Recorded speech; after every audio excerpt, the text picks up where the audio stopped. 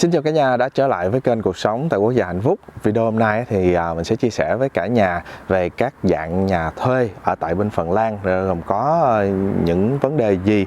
Tại vì trước đây mình có chia sẻ một cái dạng là nhà thuê Phần Lan mà dành cho sinh viên, thì bây giờ mình sẽ chia sẻ rộng hơn để cho cả nhà nếu mà không thuê được nhà sinh viên thì mình cũng có cái góc nhìn hơn về những cái nhà khác ha.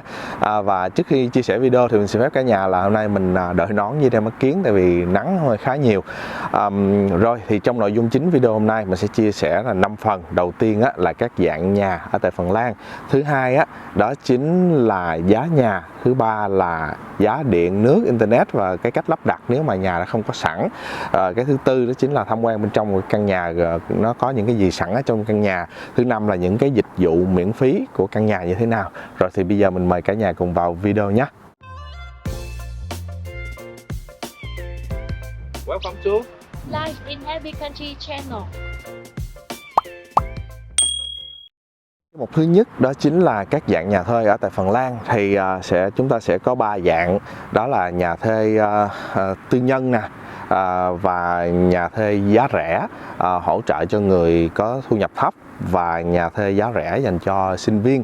Thì trong cái phần nhà thuê tư nhân thì nó cũng sẽ có 3 loại, là cái nhà riêng thì giống như phía sau lưng của mình nè, thì người ta gọi là Omakoti, một cái khoảng không gian là diện tích nó khoảng đâu đó 500 cho đến 1000 mét vuông, và cái căn nhà thì nó dao động khoảng đâu đó 75 cho đến 120 150 mét vuông gì đó.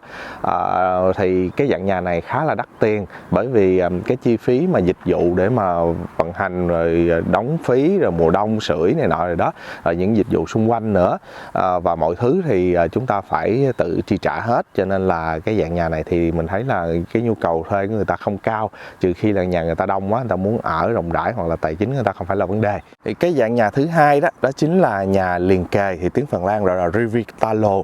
Thì cái dạng nhà này nó sẽ nhỏ hơn là nhà riêng một chút, dẫn đến là cái chi phí thuê nó cũng sẽ đỡ hơn. Rồi các dịch vụ thì chủ nhà đã đóng chung hết rồi, đóng 1 tháng rồi, cho nên là chúng ta sẽ được sử dụng những cái dịch vụ tiện ích chung, và có những người sẽ bảo trì hay là dọn dẹp những cái dịch vụ đó. Nó sẽ đỡ hơn là nhà riêng phải đóng nhiều cái phí hơn, và đỡ được tiền sưởi này nọ đồ hơn. Và các dạng nhà này thì nó có một cái nhược điểm, đó chính là nó sẽ chung một cái vách hoặc là 2 vách, dẫn đến là nhiều khi nó có thể sẽ gây ồn ào với nhau một chút, nhưng mà nó sẽ có không gian một cái chút xíu ở phía trước và phía sau nhà, và nhà thì nó sẽ thoải mái hơn một chút. Và mình sẽ tiếp tục với cái dạng nhà thứ ba, đó chính là nhà cao tầng. Và cái dạng nhà thứ ba đó chính là nhà cao tầng, thì ở Phần Lan gọi là Kerrostalo. Cái dạng nhà này thì rất là phổ biến, dành cho cả nhà tư nhân, nhà hỗ trợ người có thu nhập thấp, hoặc là nhà sinh viên. Thì phần lớn nó sẽ là dạng nhà như thế này, bởi vì là cái diện tích, có những cái diện tích nó nhỏ, giá nó sẽ rẻ hơn, rồi những cái dịch vụ sẽ sử dụng chung, thì cái bảo trì, cái vận hành của nó cũng sẽ rẻ hơn. Và một cái miếng đất như thế này thì nó có thể xây được nhiều tầng, cho nên là nó sẽ phổ biến. Và rồi thì mình sẽ nói về cái dạng nhà mà dành cho người có thu nhập thấp, thì phần lớn nó sẽ là dạng nhà Kerrostalo này luôn. Có một ít về nhà Rivitalo, nhưng mà giá thì nó cũng hơi khá cao, còn cái dạng này thì nó sẽ phổ biến. Cái mà nhà mà dành cho người có thu nhập thấp thì ở Phần Lan người ta gọi đó là Ara Apartment. Là cái dạng nhà mà cho những người thuê trong một căn hộ gia đình thuê mà tổng thu nhập gia đình dưới khoảng 3.540 euro gì đó, thì người ta sẽ được apply vào những cái dạng mà cho thuê nhà giá rẻ mà được chính phủ hỗ trợ một phần, để cho nó cân bằng cái chi phí cuộc sống lại hơn đó. Thì các dạng mà nhà mà có thu nhập thấp thì nó sẽ thuộc dạng nhà như vậy là nhiều. Người ta thuê lại những cái căn hộ như thế này nè, nó thuộc một cái tập đoàn hoặc công ty hoặc là một cái tổ chức phi chính phủ nào đó, họ sẽ thuê lại cái dạng này rồi họ cho chúng ta thuê lại. Vì thì những cái căn hộ dạng như thế này thì chúng ta sẽ dễ dàng thuê hơn là cái căn nhà sinh viên. Một hồi mình nói lý do tại sao nhà sinh viên khó hơn ha.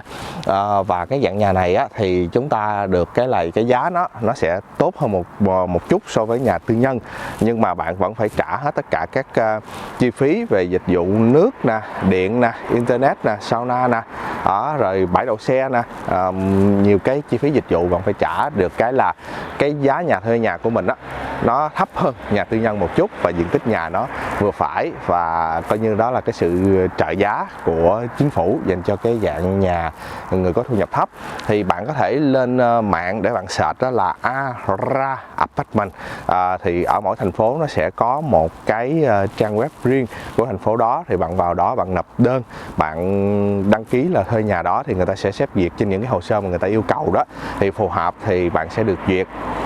Thì bạn có thể vào những trang đó để bạn tham khảo thêm những cái thông tin là điều kiện họ cần là như thế nào nhé.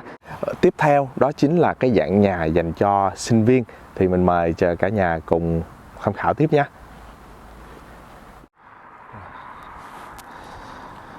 Thì cái dạng nhà thuê thứ ba đó chính là nhà thuê sinh viên. Thì cả nhà thấy nhà thuê phía sau lưng của mình nè, thì cái nhà này thì sẽ được chính phủ hỗ trợ về giá thuê nè, rồi hỗ trợ về một số cái giảm giá cái phần phí dịch vụ xuống, thì nó cũng sẽ rẻ hơn là nhà thuê dành cho người có thu nhập thấp một chút.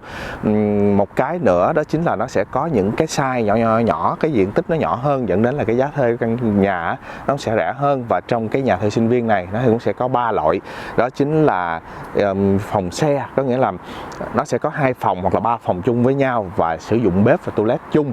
Rồi một cái nữa đó chính là phòng studio, là phòng ngủ hay là phòng bếp, phòng gì đó chung hết một phòng luôn và riêng tư của mình không phải ở chung với ai.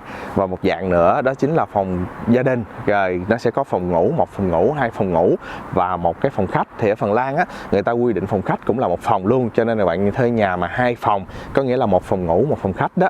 Còn bếp thì họ sẽ không có tính. Thì cái dạng nhà như thế này nó sẽ có những cái dịch vụ tiện ích, nó cũng sẽ giống như là nhà Rivitalo luôn. Thì ở phần sau video mình sẽ chia sẻ những cái dịch vụ tiện ích của cái dạng nhà như thế nào. Để mà thuê được cái dạng nhà sinh viên như thế này thì bạn phải có điều kiện, đó chính là bạn đang là sinh viên ở tại Phần Lan, hoặc là nghiên cứu sinh, hoặc là đang làm cho trường đại học gì đó. Thì họ sẽ gửi cho bạn một cái email, một cái đường link để bạn vào đây bạn tạo tài khoản, và bạn phải có cái hóa đơn đóng tiền rồi đó thì bạn mới tạo được tài khoản. Thì tạo tài khoản rồi thì bạn mới đăng ký thuê nhà được, và bạn sẽ lựa chọn là mình là độc thân, hay là mình là couple, hay là mình là có gia đình. Rồi từ đó thì bạn sẽ lựa chọn là diện tích khoảng bao nhiêu, giá là bao nhiêu, rồi họ sẽ cho bạn ra là những cái trường đó thì bạn lựa chọn. Thì tùy theo nữa, những căn nhà mà ở trong trung tâm hoặc là giáp trường đại học thì thường thì giá nó sẽ cao hơn một chút. Với những căn nhà mà cách đó khoảng đâu đó từ 2 cho đến 7 km thì nó sẽ rẻ hơn. Thì sau khi mà bạn học hết hoặc là bạn hết cái nghiên cứu ở trường đại học 3 năm rưỡi hay 4 năm gì đó, hoặc là học nghề cũng được, thì bạn sẽ không còn được thuê nhà này nữa, và bạn phải trả nhà này lại, và bạn phải đi ra ngoài thuê nhà hỗ trợ cho người có thu nhập thấp hoặc là nhà riêng đó. Thì để mà thuê được nhà này thì cũng khá khó, tại vì hồi trước thì nó còn nhiều, nhưng hiện tại là bây giờ là nhà đã bị thiếu, quá tải sinh viên đến Phần Lan hơi nhiều, họ không có đủ nhà đó, cho nên là người ta phải chuyển qua người ta thuê nhà hỗ trợ cho người có thu nhập thấp. Thì khi bạn không thuê được nhà sinh viên này nữa thì họ sẽ cho bạn một cái đường link của cái thành phố của bạn ở, là cái công ty mà hỗ trợ nhà cho người có thu nhập thấp thì để các bạn có thể đăng ký ra ngoài bạn thuê. Thường căn nhà đó nó sẽ lớn hơn, cho nên là cái chi phí thuê nó sẽ cao hơn nhà sinh viên một chút.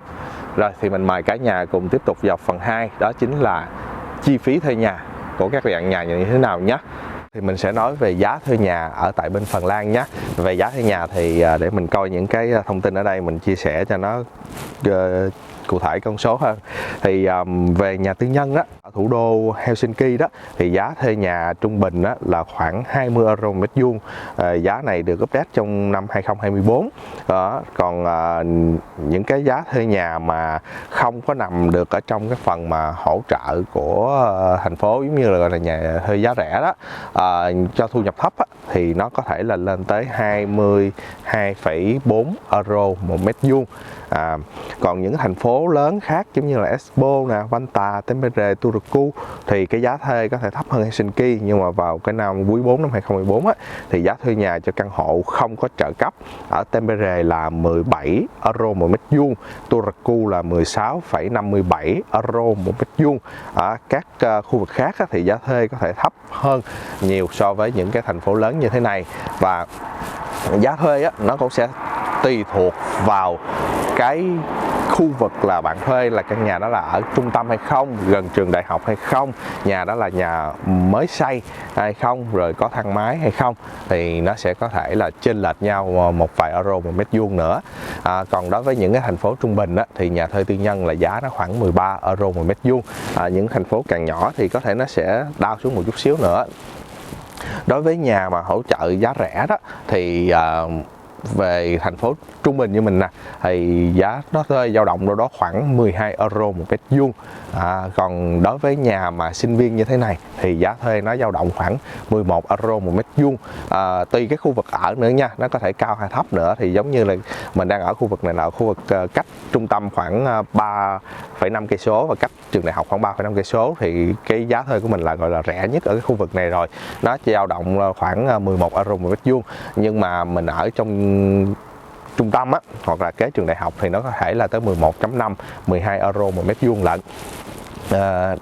Đó là cái giá thuê nhà. Thì cả nhà có thể vào các trang nào mình sẽ để những cái thông tin trang web ở đây để cho cả nhà có thể vào trang web để tham khảo, để biết được cái giá nhà ở bên đây như thế nào.